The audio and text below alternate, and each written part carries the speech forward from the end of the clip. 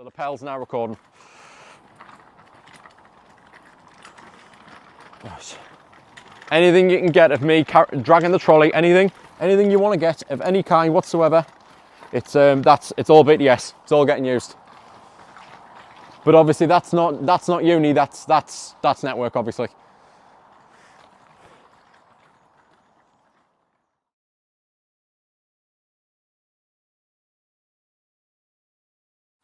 So this is something that the kids really enjoyed, and it's kind of a universal thing that usually happens with the Scouts, where it's like, it's called crate stacking. So the idea is, on the tree up there, you've got like a rope that goes around the thing, and you're on a harness and everything like that, and you've got to stack crates, those crates over there, and you've got to build them up as high as you can. So you've got to put one more in front of you each time you do it, and step up. And I used to do that a lot as a kid. So you used to step up them and get higher and higher as you go on. I mean, that's a zip line, that there, right next to it. That's a zip line. And I take it that goes all the way over there still, from what I can remember. And then if you follow me around here,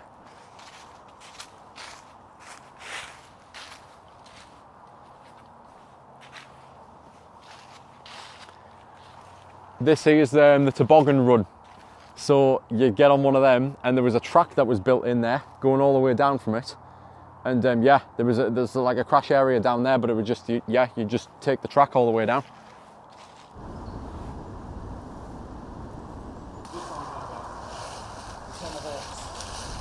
So little hatchets that you had, or that kind of thing where you just go in with your right arm.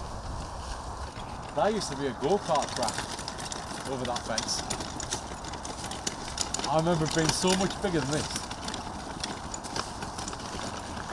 And that, oh wow, no. No, this is the scariest goddamn thing of all time. You don't even understand.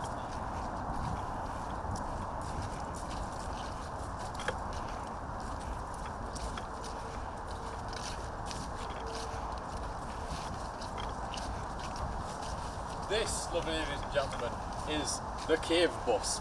Now the cave bus's function is pretty simple. To scare the living daylights of anyone who goes inside it, especially if you're claustrophobic.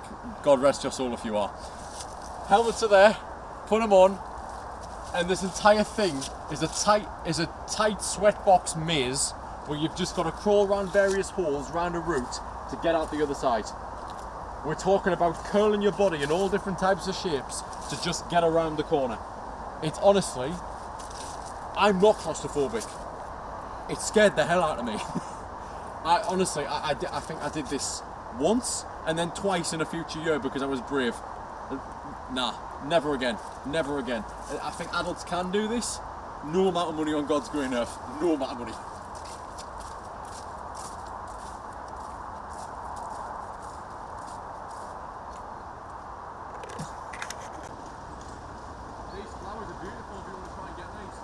Yeah, I'm just getting some B-roll of this. Beautiful sunny days just like this.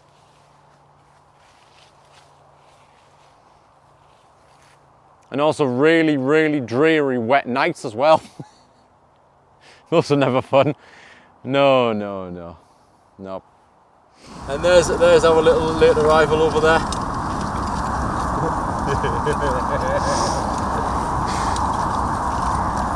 All day, all day. Finally decides to show up, roll out of bed. Oh, bless her. Hello.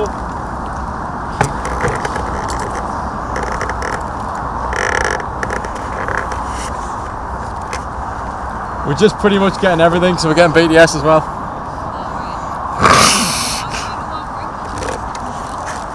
Oh no, it's fine. We ain't getting shots, no. We just thought, yeah. We just thought caught in the act. We thought for BTS. You didn't tell me you were waiting though. You just said like you were like just to turn up. It's you never fine, said you were waiting for now. us. Doesn't matter now. It's too nice a day for me to be upset. Jesus Christ. Be a filmmaker, they said. It'd be fun, they said. What the fucking hell?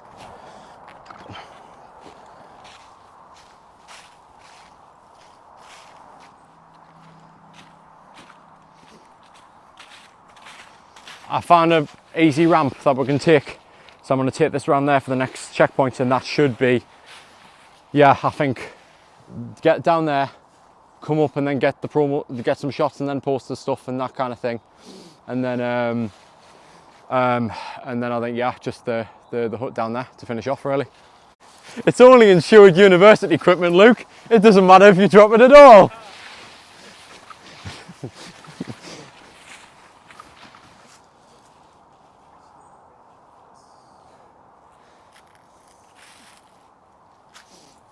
Just look for the dry spots and you'll get here in the end.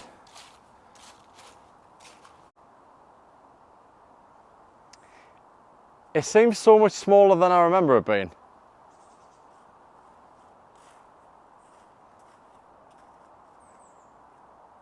Hi ho, hi ho. Shit, is that alright? Yep. Oh, fucking hell.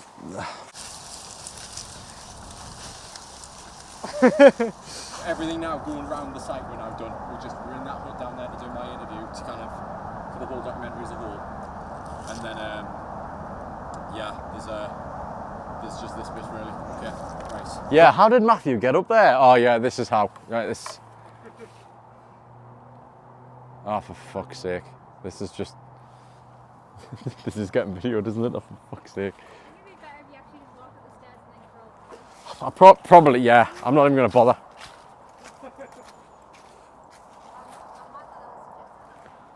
That is like considerably a better idea. Considerably. Oh my God, that was nothing. That, yeah. I was literally going to jump full belly flop onto it. Oh, fuck the audience. I'm not breaking a leg. Right. Speaking of which.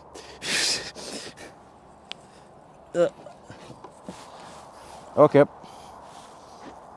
Come on. Let's be sensible now. But I will be jumping off. Okay. Ugh. Right. How am I doing this then? What do you think? That's fine? Sure.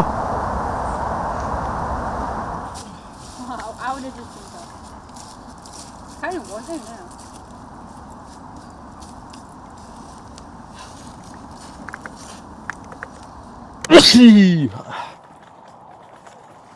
Sorry, lapel.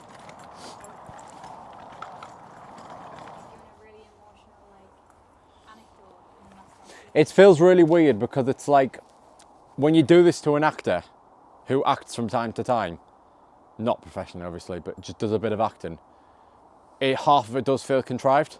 I know there are moments at the campfire where I'm trying to do it for dramatic effect, but it's like, I actually kind of do feel this way, but it's like I'm putting it on for the camera at the same time. 2 shots we can get outside this interview once it's done, but we'll get them at the end, so we'll focus on this first. But they don't involve the jumper. I don't need the jumper right now. If there's nothing else you think we need, no lights or anything, then we'll go with the lapel system, in which case you need to be recording me the full time we're doing the interview to get the recording thing, and you've got that there. So that's for you. I mean, in theory, you could put it on the pallet, it'd be cleaner, but that's... Now I am. Put your back into it, Matthew. Right, I'm not this weak, I'm just wearing leather. I'm wearing appropriate shoes, but I'm wearing decent clothes for the dock, okay? Right? That's why I'm trying to do as little intensive stuff as possible. I'm going to film as well now. I need a close-up of this. I need a close-up. What? In my arse? What are you filming? Your face, man. There we go. Right.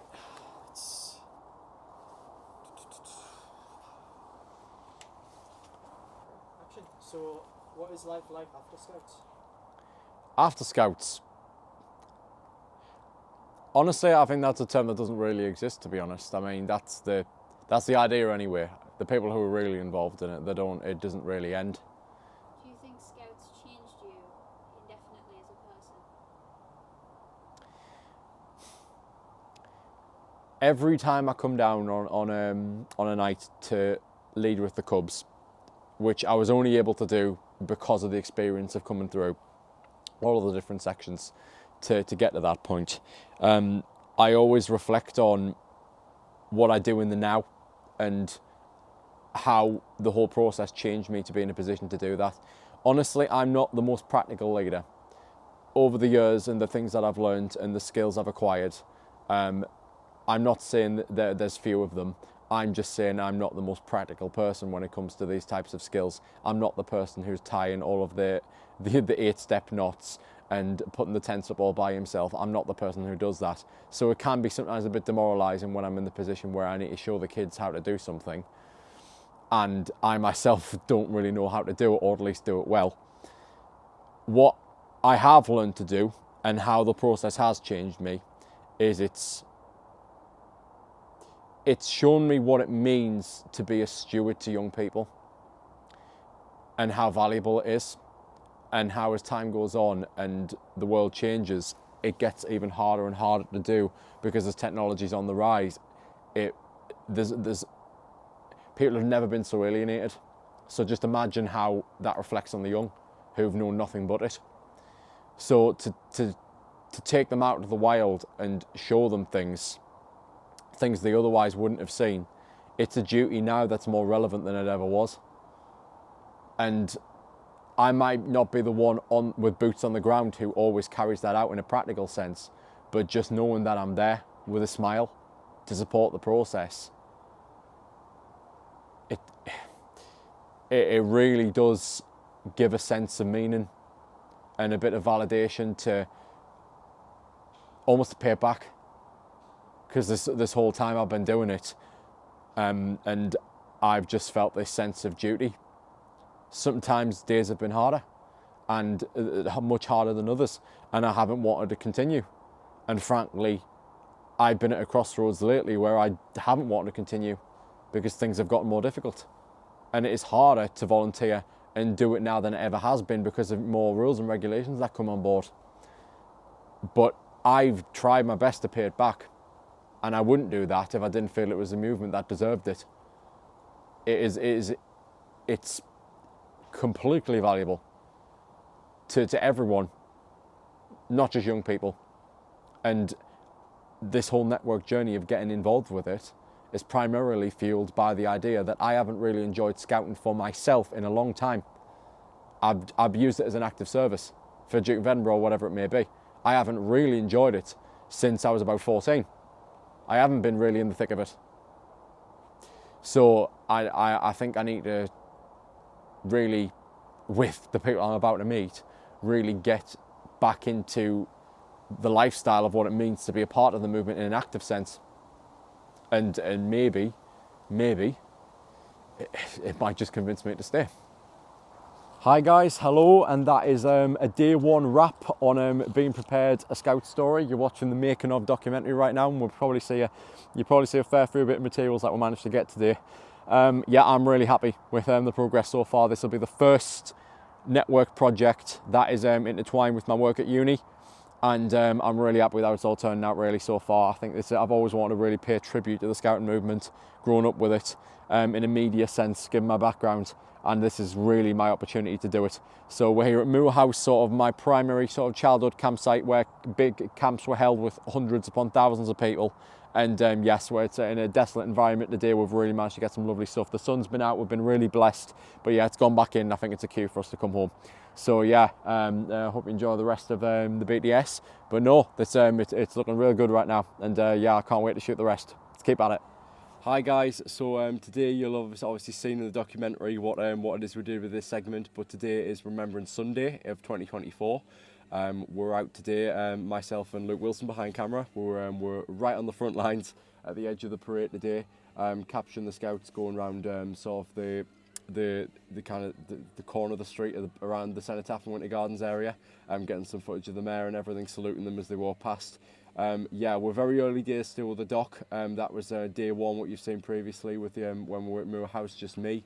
And we've been joking about this analogy a lot during production, but we really described that first day as kind of the icing on the cake, really. A lot of stuff we can lace throughout the edit of me just doing my thing at Moor House, but the cake we're really starting to bake right now, because this is the first day where I've introduced the scouts to the actual dock itself. So yeah, we're really bringing them into the fold, and I imagine the next day will only be even stronger in that way. So we'll be seeing them next Sunday at Kyle House for a meeting of theirs. But no, I'm looking forward to it. So yeah, I hope you're enjoying this behind the scenes look so far, guys. I think the documentary's going pretty good. I think we've got something pretty cool on our hands. See you soon. Hello guys, tonight I am outside Kyle House. This is the Sunderland District Network Group's sort of meeting house where they hold meetings every sort of month or so. I'm here on another day of the documentary, Being Prepared, a Scout Story, and we've got some pretty decent material tonight of everyone chatting about the events that we're going to be covering with the documentary, and a real key opportunity to sort of show the audience what the group dynamic between them is for the first time narratively in the documentary's runtime. So no, it's been a pretty eventful shoot tonight, but I think we got there in the end and we've got the material that we need. So it's going to be the district climbing competition next week, and I don't know how that's going to go, but I'm hoping for the best. So yeah, I'll see you guys later for then. Goodbye. Hi guys, I've just got back to my car. Well, I've just got home anyway. From the Simonside climbing competition today on Being Prepared, a Scout Story. A bit of a messy shoot, honestly, if I'm being completely honest.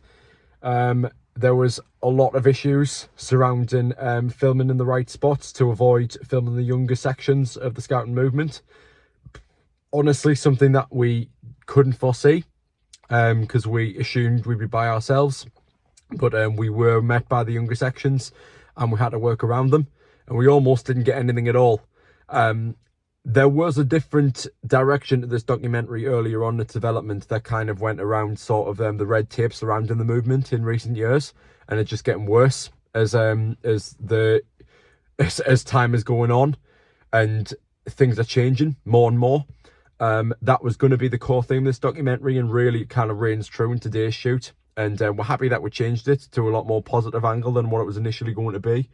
But we were massively hit today by difficulties that were caused by all of these, basically the new way of doing things in scouting now, which is a lot more lockdown, a lot more secure, and sometimes a lot less fun, really. And it was a pretty awful shoot, honestly, to say the least. But we got by in the end. We sorted it out. We got some usable stuff that we can really get by with, and I think it's a nice little sequence. Jack did a lot for that, and I thank him for showing us a little tutorial on the climbing wall that really made that sequence work. But no, yeah, I think that's the most we could have possibly gotten today out of that sequence, and we wanted to get a lot more out of it, but that's about the best we could do. So we tried our best, and I guess all now is going to be weighing on this production going into Chill Out Camp, which is going to really be a driving force to bring it home of what we want to achieve with this particular project. But no, yeah, all the best of hopes for that. Hi guys, and that is a wrap on Being Prepared, a Scout Story.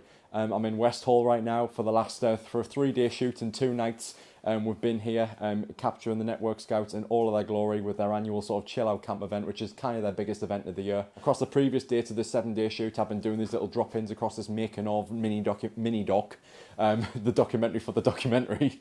I've been doing drop-ins and covering when the different shoot days have happened and everything, and I hope you've enjoyed me covering this journey from behind the scenes, and I hope you enjoyed the documentary. It's been a wonderful experience, it kind of being the first proper production that I've tied in with my uni work, and a smaller version being released for uni, and then also, well, at least with what I'm getting graded on, and then really as a network production, bringing a much more extended cut to the fold for what you guys are going to see. So I hope you enjoyed the documentary. I hope you enjoyed this making of.